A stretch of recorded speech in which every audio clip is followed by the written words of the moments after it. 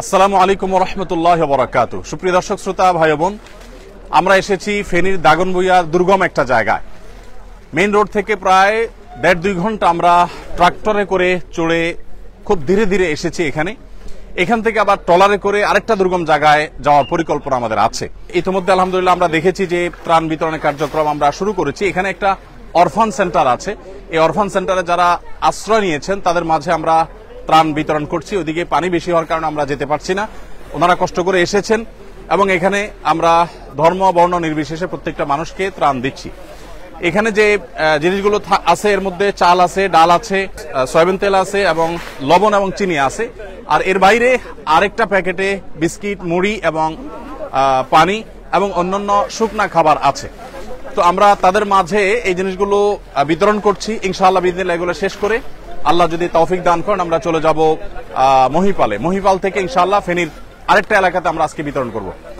গতকাল এবং আজ আমাদের যে সমস্ত ত্রাণবাহী গাড়ি এসেছে সেই ত্রাণবাহী গাড়িগুলোর মধ্যে থেকে এখানে এসেছে 2টি গাড়ি, ফেনীতে গিয়েছে 2টি গাড়ি, কুমিল্লা গিয়েছে 3টি গাড়ি, আর লক্ষ্মীপুরে গিয়েছে 1টি গাড়ি। এখানে একটা গাড়ি এসেছে দুঃখিত, এখানে একটা গাড়ি, নোয়াখালীতে লক্ষ্মীপুর একটা গাড়ি, ফেনীতে 3টা গাড়ি এবং কুমিল্লাতে 3টা গাড়ি। এই গাড়িগুলো আমাদের গত রাতে এসেছে, সবগুলো লরি ভর্তি মাল।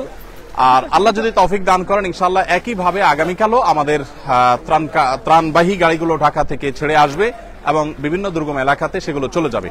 কুমিল্লার আজকে ব্রাহ্মণপাড়াতে আমাদের বিতরণ কার্যক্রম চলছে। আর লক্ষ্মীপুরের টুমচর মাদ্রাসাকে কেন্দ্র বানিয়ে লক্ষ্মীপুরের কমলনগর, রামগতি যে সমস্ত এলাকাগুলো প্লাবিত হয়েছে টুমচর মাদ্রাসা থেকে সে সমস্ত আলহামদুলিল্লাহ আমরা দেখতে পাচ্ছি বিভিন্ন বয়সের মানুষ আছেন, মহিলারা যারা আছেন তাদেরকে আমরা কষ্ট করে এদিকে আনি নাই, কারণ ওদিকে অনেক পানি, আমরা নিজেরাও যেতে পারিনি। ওনাদের কাছে দুঃখিত, মাল আমরা ইনশাআল্লাহ পৌঁছে দিব। আল্লাহ যদি বাঁচান আমাদেরকে, আমাদের এই যে কার্যক্রম চলছে যেটা 20,000 পরিবারের মধ্যে শুকনা খাবার, এরপর চাল ডাল এগুলো 40,000 ছিল, এখন আমাদের টার্গেট হলো 50,000 পরিবারের কাছে পৌঁছানো। এরপরে আল্লাহ যদি তৌফিক দান করেন আমরা ইনশাআল্লাহ আরো 50,000 পরিবার। আপনারা সবাই দোয়া করবেন আমাদের সবার জন্য, আল্লাহ যেন আমাদের সবার কষ্ট দূর করে দেখ, আল্লাহ যেন সবার কষ্ট দূর করে দেয়। আমরা সবাই সবার জন্য দোয়া করবো ইনশাআল্লাহ। ওয়ালাইকুম আসসালাম। বাবাজি কি এখানে থাকেন? ওইখানে। ও মাশাআল্লাহ মাশাআল্লাহ, আল্লাহ কবুল করুক। ঠিক আছে, জাযাকুমুল্লাহ খায়ের। প্রিয় দর্শক, আমরা দেখতে পাচ্ছি বিভিন্ন ঘরগুলো ডুবে গেছে, বিল্ডিং, এই যে ঘরগুলো আমরা দেখতে পাচ্ছি আশেপাশে ডুবে গেছে। আর এই পাশে টিনগুলোতে একেবারে চাল ছুঁই ছুঁই পানি। আমরা যতদূর আসছি এরকম দুরবস্থা দেখতে পেয়েছি এবং এর চাইতে দুরবস্থাও দেখেছি যে টিন একেবারে ডুবে যাচ্ছে, যা ছুঁই ছুঁই। এখানে আমরা দেখতে পাচ্ছি মাত্র 3-4 ফিট পরেই টিন ডুবে যাবে, এরকম একটা অবস্থা। মানিকলাল, আপনার ঘর কিসের, বিল্ডিং না কাঁচা? ঘর ভালো আছে? ভালো আছে। যদি ঘর মেরামত করা লাগে সেটাও আমরা টাকা দিব। ঠিক আছে, ঠিক আছে। আল্লাহ তাআলা আমাদের সবাইকে হেদায়েত দান করুন। ওয়ালাইকুম আসসালাম। বাবাজি ভালো আছেন আপনি? বকরা একটু হেল্প করো। ওয়ালাইকুম আসসালাম। দাও বাচ্চাকে দাও, বাচ্চাকে দাও। আমরা দেখতে পাচ্ছি যে মানুষ এখানে, মহিলারা তারা এই বুক পানি ভেঙে ভেঙে তারা যেতে হচ্ছে বাজারে, শহরে। এর বাইরে আসলে তাদের আসলে যাওয়ার তেমন কোনো জায়গা নেই। এদিক থেকে আমরা দেখতে পাচ্ছি যতদূর চোখ যায় শুধু অথই পানি আর পানি, আমরা যত গভীরে যাব শুধু পানি আর পানি। তো যাই হোক, আমরা দোয়া করবো আল্লাহ রাব্বুল আলামিন মানুষের কষ্ট লাঘব করে দেন, কষ্ট দূর করে দেন এবং বিশেষ করে প্রত্যেকে যার যার জায়গা থেকে আমরা মানুষের পাশে দাঁড়াবো। আলহামদুলিল্লাহ উদ্ধার তৎপরতা অলমোস্ট শেষের দিকে। বাংলাদেশ সেনাবাহিনী এবং অন্যান্য বাহিনীর সদস্যবৃন্দ, দায়িত্বশীল ব্যক্তিবর্গ তারা উদ্ধার কর্মকাণ্ড খুব জোরে সোরে চালিয়েছেন এবং দারুণভাবে সেটি আলহামদুলিল্লাহ সুসম্পন্ন হয়েছে।